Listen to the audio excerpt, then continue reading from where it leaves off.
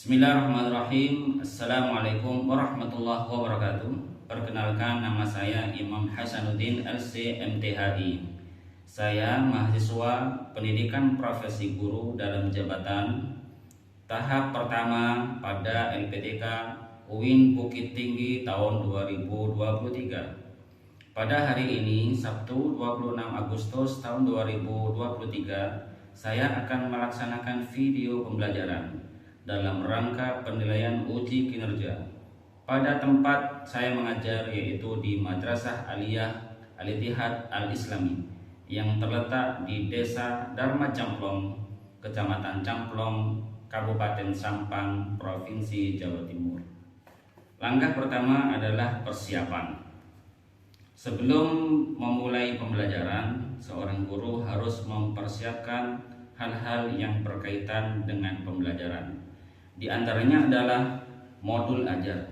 Di dalam modul ajar ini memuat berbagai macam informasi, kemudian kompetensi awal, profil pelajar Pancasila, dan profil pelajar rahmatan lil alamin. Berikutnya adalah mempersiapkan asesmen awal.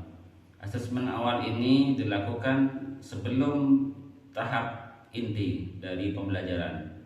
Asesmen awal ini untuk mengetahui kemampuan awal peserta didik terkait materi pembelajaran. Yang ketiga, mempersiapkan lembar kerja peserta didik. Di dalam lembar kerja peserta didik, di sini ada dua macam. Yang pertama adalah lembar kerja kelompok, dan yang kedua adalah lembar kerja pribadi. Persiapan yang berikutnya adalah mempersiapkan media ajar. Media ajar ini diantaranya adalah perangkat laptop, kemudian perangkat ponsel yang terhubung dengan jaringan internet. Demikian persiapan yang harus dilakukan seorang guru sebelum memulai pembelajaran di kelas. Welcome to our great school Mahat Al-Ittihad Al-Islami Camplong. MII Islami terpercaya, kompetitif, yes, Allahu Akbar.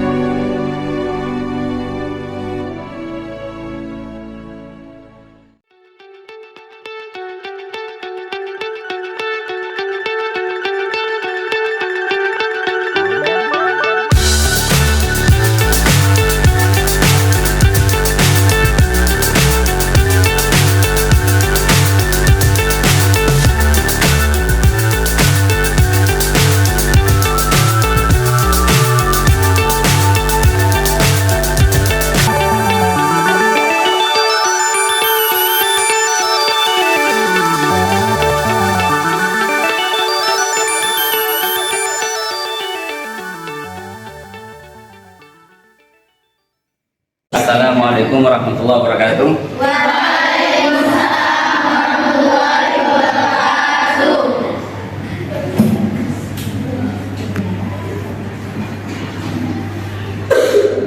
Gimana jawab kalian semuanya? Alhamdulillah rabbil alamin. Wassalatu wassalamu ala asyrofil anbiya'i wal mursalin wa ala alihi wa ashabihi ajma'in. Baik, marilah kita membuka pembelajaran ini dengan membaca doa secara bersama-sama. Bismillahirrahmanirrahim. Alhamdulillahi rabba wa bil islami dina wa bi Muhammadin nabiyya wa rasul.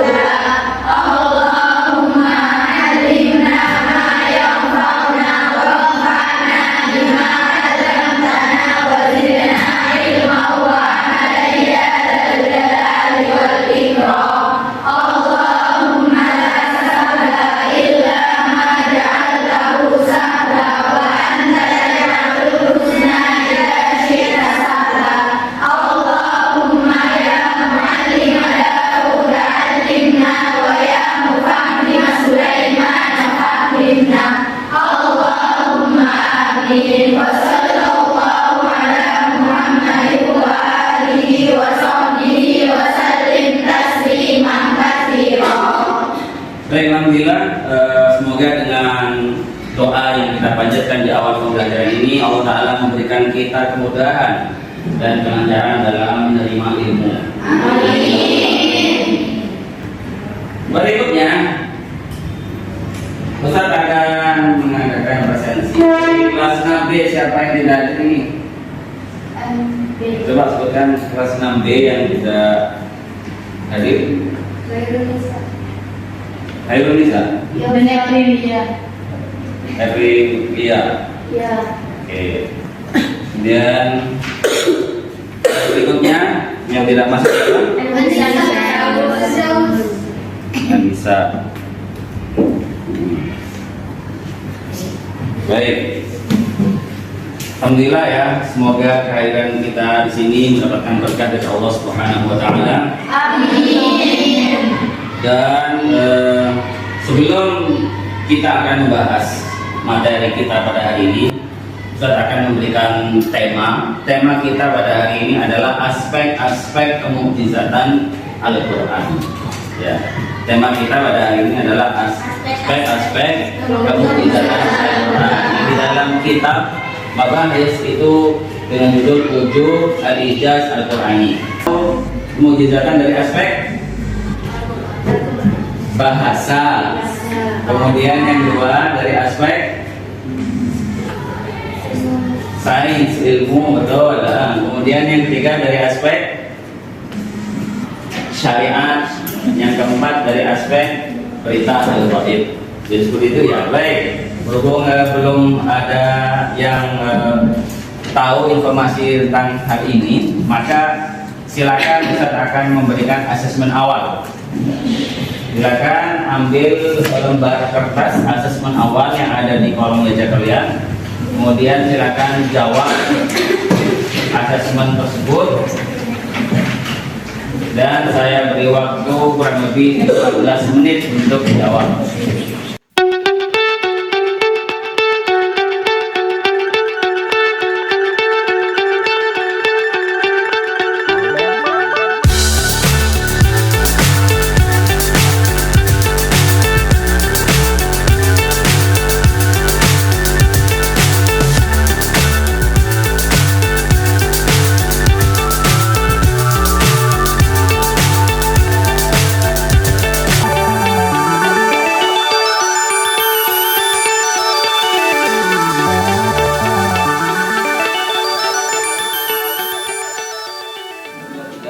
Alhamdulillah sudah selesai ya. Asesmen awal. Baik.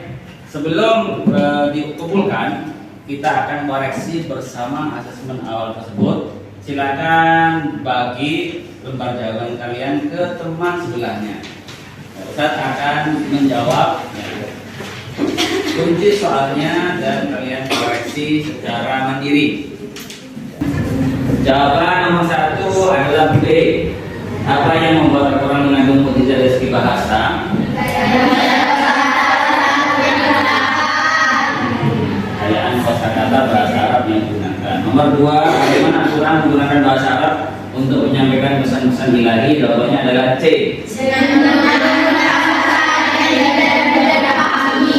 Menggunakan bahasa Arab yang indah dan mudah dipahami. Yang ketiga, salah satu ciri bahasa Al-Quran yang mencengangkan adalah D.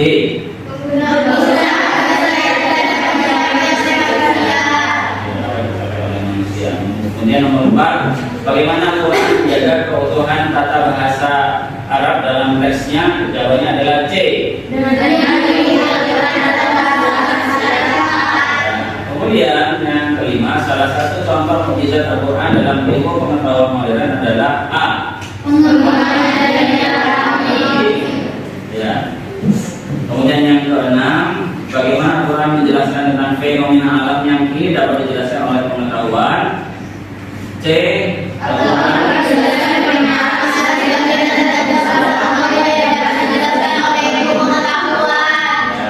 dan 7, salah satu mukjizat Al-Quran adalah dalam meramalkan perubahan cuaca. Benarkah pernyataan ini? Tidak. Jawabannya adalah B. Tidak. Al-Quran tidak meramalkan perubahan cuaca. Ya, Al-Quran tidak meramalkan perubahan cuaca. Kemudian yang ke-8, apa yang dimaksud dengan mukjizat Al-Quran dari segi syariat? Jawabannya adalah B, ketaatan Al-Quran.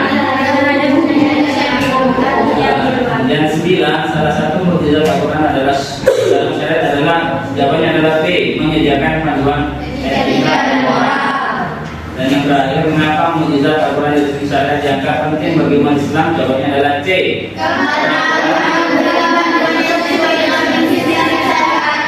Baik, ya silakan dinilai satu nomor nilainya 10. Satu nomor nilainya 10. Ya langsung kasih nilai. Nilai yang bisa paling atas atau bawah terserah. Ya ada. Nilainya tulis yang paling besar. Jika salahnya 3 berarti 10. Jika salahnya 5 berarti 50. Oke.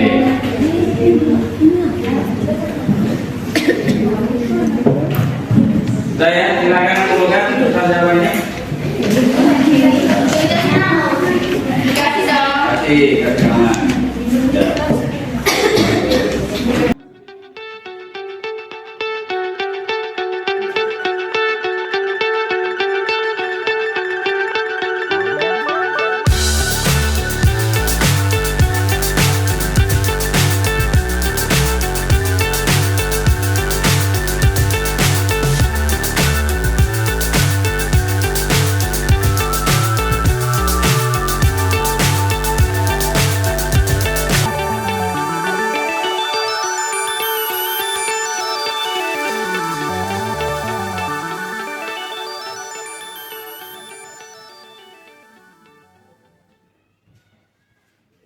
Sudah selesai semuanya? Baik, kita akan lihat jawabannya dari kalian semuanya. Kemudian dari soal yang telah dijawab, kita akan membagi kelompok sesuai dengan nilai. Jadi nilai misalnya kurang satu kelompok misalnya ya bervariasi. Ada yang dapat nilai 100, ada yang dapat nilai 70, ada yang dapat nilai 50 digabung. Gitu ya. Baik.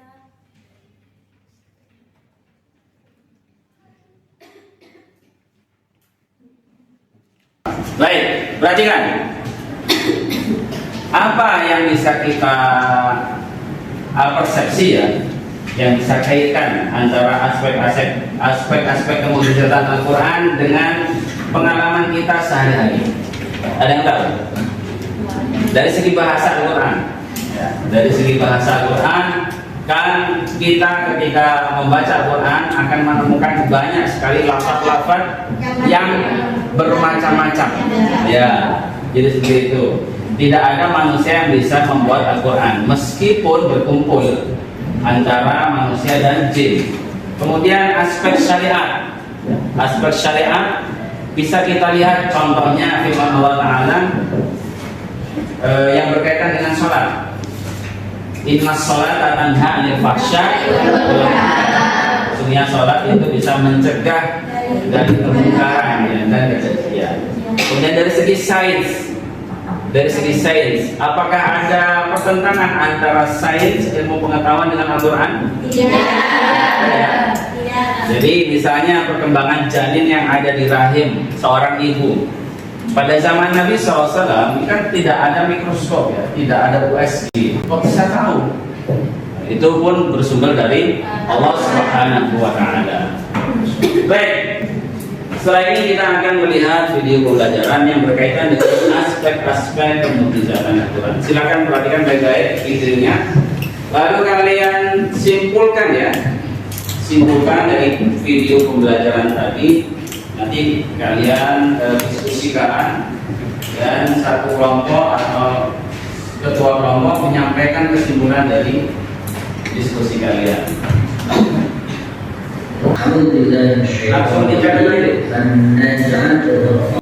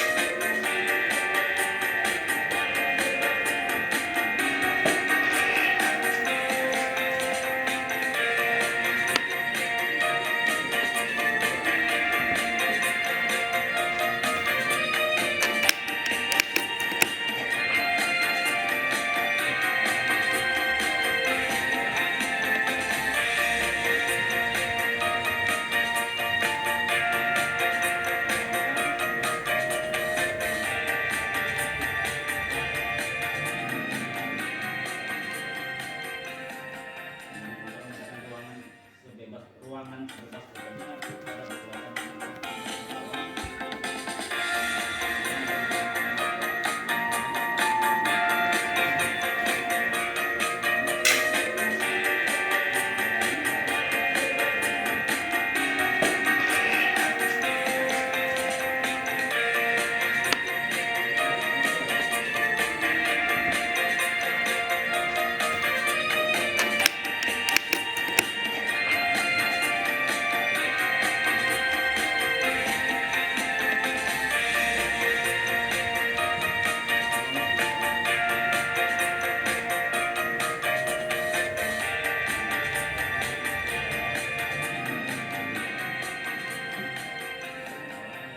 Alhamdulillah, dari nilai yang sudah dikumpulkan, kita sudah bagi kelas ini dengan 4 kelompok ya.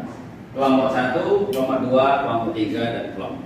Kita memperhatikan video pembelajaran tadi, silakan berdiskusi secara kelompok tentang video tadi. Silakan 1, 2, 3, satu kelompok, silakan ada berapa?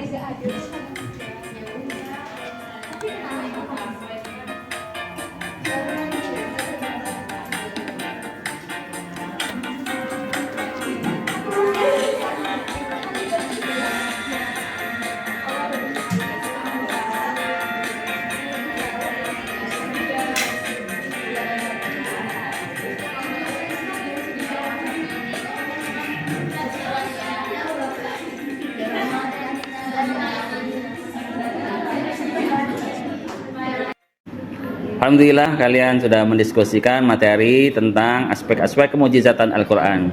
Silakan kelompok 1 untuk menyampaikan kesimpulan dari hasil diskusi tadi. Baik, jika dilihat dari segi bahasa, Al-Quran menggunakan bahasa yang puitis. Kelembutan Al-Quran secara lafziah dengan memperhatikan susunan suara dan keindahan bahasa.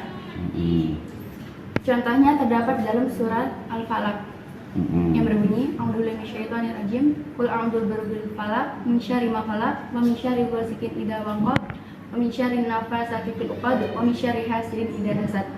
Setiap akhir kata mengandung qalqalah. Bagus ya, terima kasih ya. Jadi salah satu aspek dari bahasa kita kasih aplaus dulu. Yaitu aspek bahasa di dalam Al-Quran, bahasa menggunakan bahasa yang sangat tinggi ya. Salah satunya adalah surat Al-Falaq, kemudian surat Al-Fajr dan surat-surat yang lainnya selalu atau biasa diakhiri dengan huruf yang sama ya. Idza syamsu kuwirat dan seterusnya menggunakan huruf ta. Baik, silakan. Terima kasih ya kelompok 1 yang telah menyampaikan hasil diskusinya tadi. Baik, silakan kelompok 2 untuk menyampaikan hasil diskusi dengan teman-teman. Silakan. Baik, bahwasanya aspek kemukjizatan Al-Quran dalam segi isyarat ilmiah yaitu dorongan serta stimulasi Al-Quran kepada manusia untuk selalu berpikir keras atas dirinya sendiri dan alam semesta yang mengitarinya. Bagus. Contohnya ayatnya apa? Afala ta'qilun, kemudian afala tatadakkarun, dan seterusnya ya. Jadi di dalam Al-Quran menggunakan kata-kata seperti itu. Wa fi anfusikum afala tubsirun, dan seterusnya. Baik, kemudian di dalam Al-Quran juga sains tidak akan bertentangan dengan Al-Quran ya. Tetapi perlu diingat bahwasanya Al-Quran itu bukan kitab sains. Al-Quran adalah kitab yang mengandung hidayah ya, dan petunjuk. Gitu ya. Baik, terima kasih. Kita beri aplaus ya, untuk kelompok 2. Silakan kelompok 3 untuk menyampaikan kesimpulannya.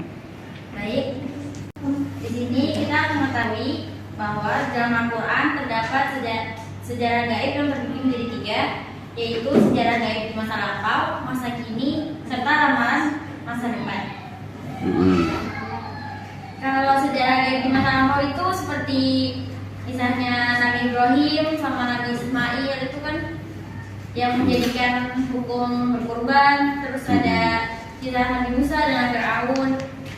Juga kalau masa kini itu seperti contohnya kita tidak mengetahui apa-apa yang ada di dalam hati masing-masing manusia seperti yang terdapat dalam Quran surat Al-Baqarah ayat 204. Yang ketiga, ramalan masa mendatang itu contohnya seperti kemenangan bangsa Romawi atas Persia, karena pada turunnya ayat Al-Quran saat itu surat Ar-Rum itu di situ dijelaskan bahwa suatu saat nanti bangsa Romawi akan mengalahkan Persia. Baik, sekian dari saya.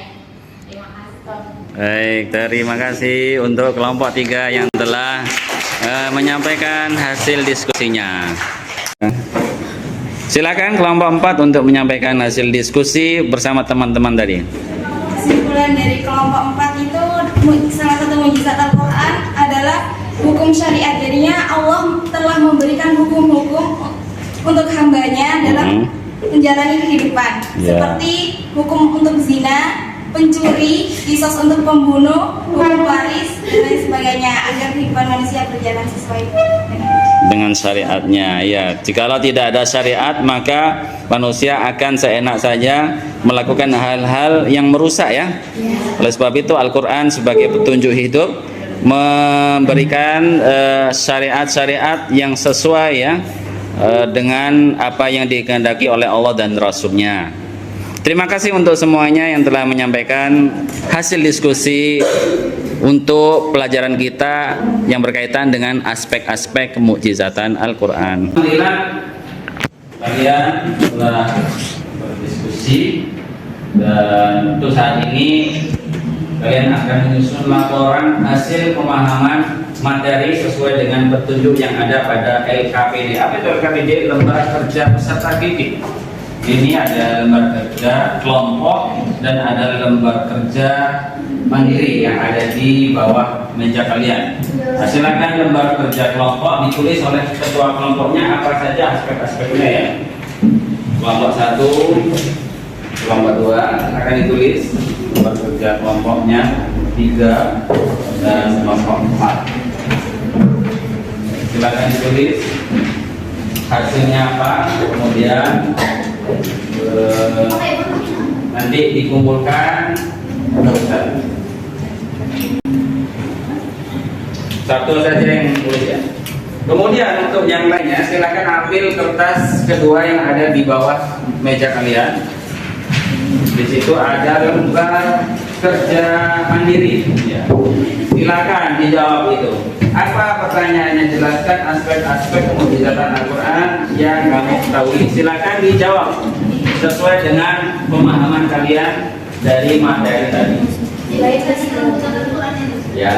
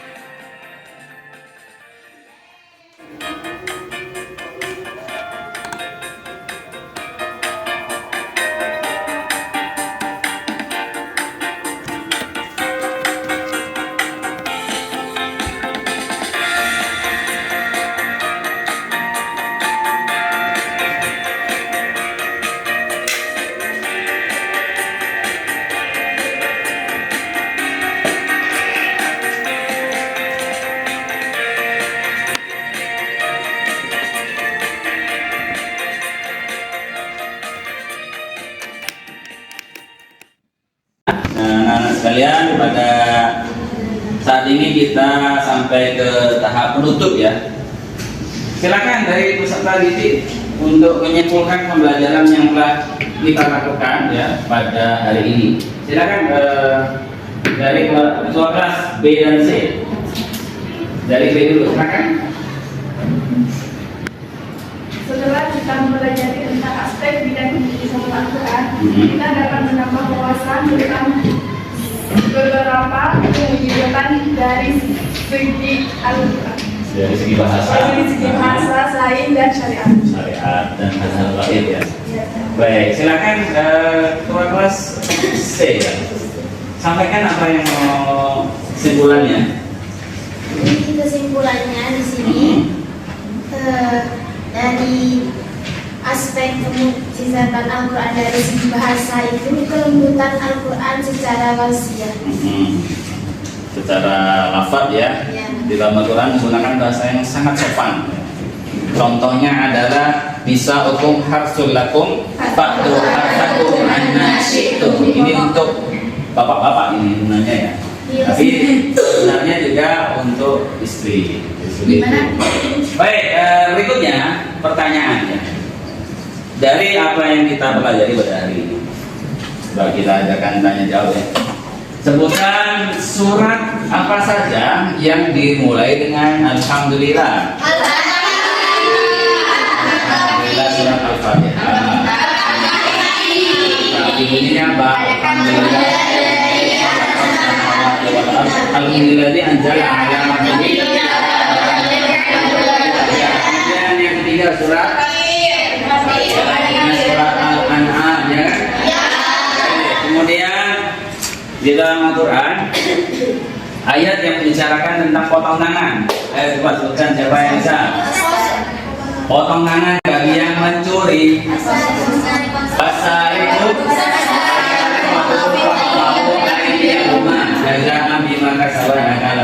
Baik, ini hukum potong tangan sangat ditakuti ya. Coba kalau diterapkan, maka orang-orang yang akan mencuri akan merasa jera ya.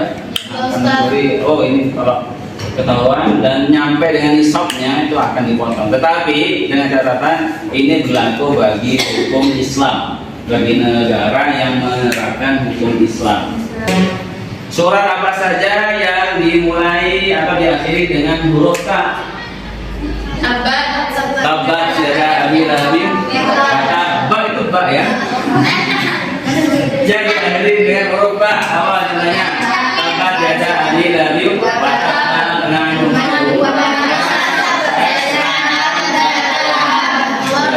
Kemudian surat Al-Kafirun itu diakhiri dengan mak apa?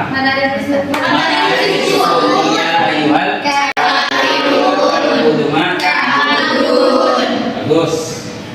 Berikutnya ya, alhamdulillah ya kita sudah sampai di akhir dan insyaallah pada pertemuan yang akan datang kita akan membahas hikmah-hikmah kemujizatan Al-Quran. Baiklah, bagaimana pembelajaran kita pada hari ini? Sangat menarik ya. Dengan ini kita bisa membuka cakrawala pengetahuan kita tentang aspek-aspek kemujizatan Al-Quran. Marilah kita tutup pembelajaran ini dengan membaca doa kafaratul majlis.